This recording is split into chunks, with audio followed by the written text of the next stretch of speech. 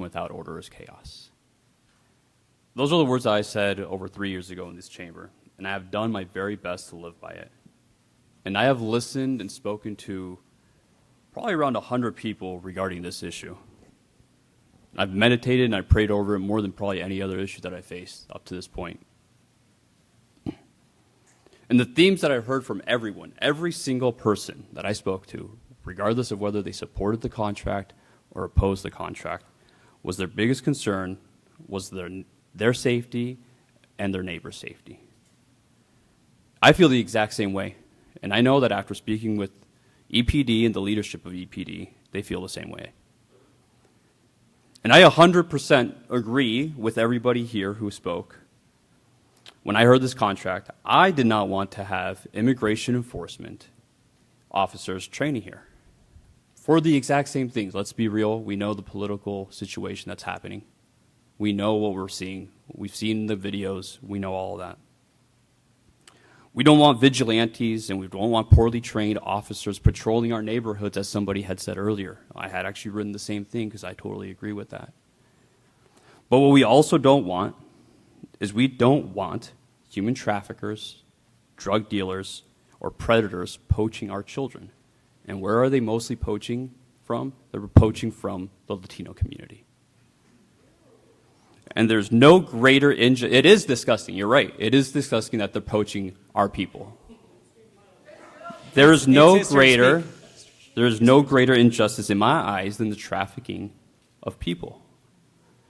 And if it means that we have HSI here who fights that, who investigates it, in order to deter enslavers from being in our city, then I'll welcome them. The chief has done a great job at working with the counterparts to ensure what we all want, which is safety.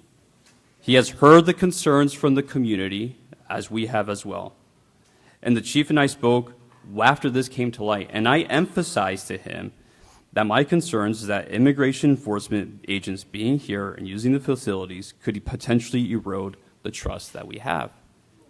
Which is why I think it's imperative that we know that the people that are being trained here are not immigration enforcement officers.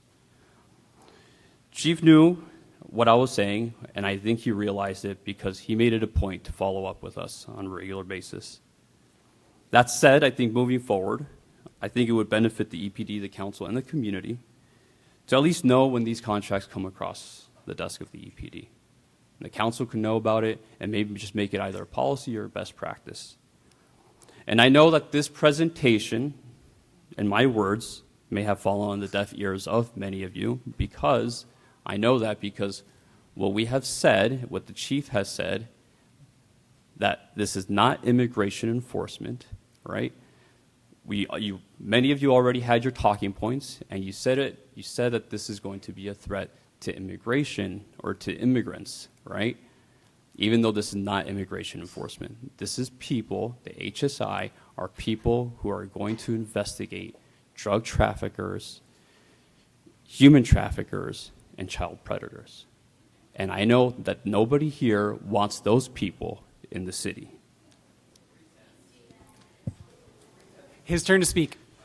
So I pray that at least for those few who are still here that understand nuance and compromise and discernment, I pray that you understand that what the challenges was and that this was a moment to work together to get what we all want. And I really do think that the chief did his very best to get that.